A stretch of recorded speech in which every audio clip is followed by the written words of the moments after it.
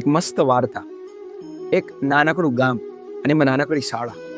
હવે એ શાળામાં બધા બાળકો ખૂબ પ્રેમથી ભણવા આવે, પણ ત્યાંના શિક્ષકો અલગ વિચારધારાવાળા. એ એવું વિચારે કે આપણને પગાર સરકાર આટલો બધો આપે છે તો મજા કરો, ભણાવો કે ન ભણાવો પૈસા તો મળવાના જ છે. પણ બાળકોને પ્રેમ જોઈએ, પણ હવે કોઈ આપે નહીં. એમાં એક કનુ સાહેબ, જેનો બધા કરતા સ્વભાવ અલગ, કે બાળકોને પ્રેમ આપે અને નિષ્ઠાથી સેવા કરે. એનું માનવું એવું કે જો હું નિષ્ઠાથી સેવા નહીં કરું, આ કામ નહીં કરું, તો મારે આનું કર્મનું ફળ ભોગવવું પડશે. એટલે મારે કામ મારું વ્યવસ્થિત કરવું જ પડશે. હવે એ જ શાળામાં એક મનુ નામનો નાનકડો છોકરો. હવે એ મનુને બધા શિક્ષકો હાંકી કાઢે. એ મનુને એક દિવસ દાખલો શીખવો હતો. બધા લોકો પાસે ગયો, બધા શિક્ષકો પાસે ગયો, પણ બધાએ ના પાડી. છેવટે એ નિરાશ થઈ અને ઝાડ પાસે બેઠો હતો. ત્યાંથી કનુ સાહેબ નીકળ્યા. તો કનુ સાહેબ કે મારો દીકરો કેમ નિરાશ છે તું? તો કે જોવન સાહેબ, મને દાખલો કોઈ શીખવાડતું નથી. એ કે લાવો હું શીખવાડ. એને દાખલો શીખવાડ્યો.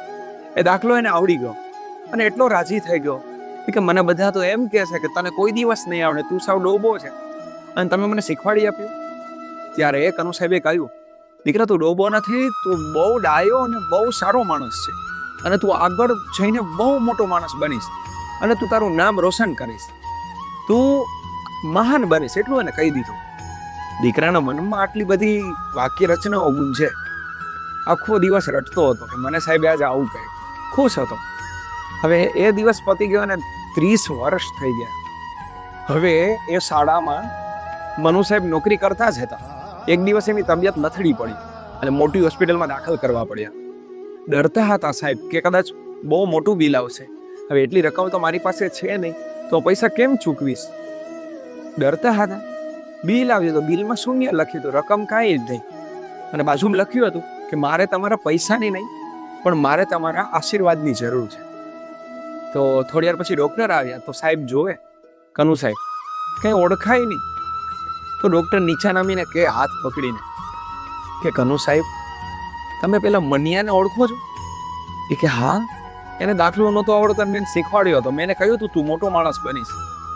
એ કે મનિયો બીજો કોઈ નહીં, હું જ છું, અને હોસ્પિટલનો બહુ મોટો ડૉક્ટર છું એનો, અને આખા શહેરમાં મારું નામ છે.